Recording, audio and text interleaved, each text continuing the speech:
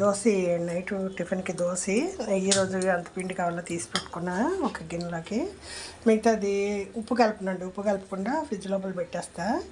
దాని అంచులన్నీ శుభ్రంగా తుడిసేసి మూత పెట్టి ఫ్రిడ్జ్లో పెట్టేస్తానండి. ఈరోజు ఎంత కావాలో అంత ఉప్పు కలుపుకుంటే దోశలు ఫ్రెష్గా ఉంటాయి. మీరు మొత్తం కలిపారనుకోండి దోశ చెవిడిపోయినట్టుగా ఉంటుంది, ఫ్రెష్గా ఉండదు. దీనికి ఈరోజు చట్నీ అంటే టమాటాలు, పచ్చిమిరపకాయలు నూనెలో వేస్తానండి. దాంట్లో కొంచెం చింతపండు కూడా పెట్టాను. ఇదిగో వేరుశనగకాయ గుళ్ళు వేయించుతున్నా.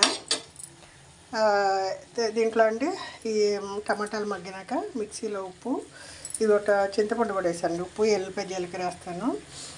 ఈ టమాటాలు ముందు పచ్చిమిరపకాయలు నరక్కొట్టేస్తాండి. ఇంకా కొంచెం వేయించుతాను పప్పులు. ఈ పప్పులు కూడా పొట్టు తీసేసి వేయించాక పొట్టు తీసి మిక్సీలో వేసేస్తా. ఫైనల్గా టమాటాలు వేసి టమాటాలు వేరుశనగకాయ గుళ్ళు పచ్చడి బాగుంటుందండి. పులుపులుగా బాగుంటుంది, అన్నంలోకి బాగుంటుంది, కారం తక్కువగా ఉంటుంది. ఎండుమిరకాయల కారం బ్యాలెన్స్ అవుతుందండి. ఇది ప్రోటీన్స్ కూడా. ఇది నేను ఎక్కువ పచ్చిమిరపకాయలు చింతపండు వేసి ఏరుకళ్ళు చేస్తూ ఉంటాను. ఇది విజయవాడలో మా అన్నయ్య గారి ఇంట్లో చేస్తారు. ఎక్కువ టమాటాలు వేస్తారు.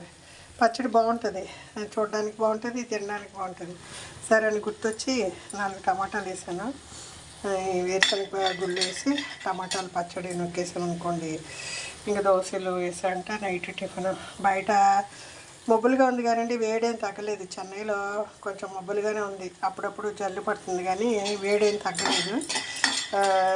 ఈరోజు మే 25, 26 అనుకుంటా అండి. వాళ్ళ డేట్లు కూడా గుర్తుపెట్టలేదు ఇళ్ళల్లో ఉంటే.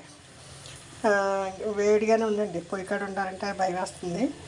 ఇంకేదండి పప్పులు ఇంకా కొంచెం దోరగా వేయించి మనం వేయించాక దీంట్లో ఉంచామంటే మాడిపోతాయండి. వేరే ప్లేట్లో వేసుకుని పొట్టు తీసి ఊదేసి ఇవన్నీ వేసి మిక్సీ పట్టేస్తానండి. కొంచెం చిన్న తాలింపు వేసుకుంటే బాగుంటుంది. ఏదైనా రోటి పచ్చడి ఏదైనా సరే తాలింపు వేసేసరికి టేస్ట్ ఇంక్రీజ్ అవుతుంది.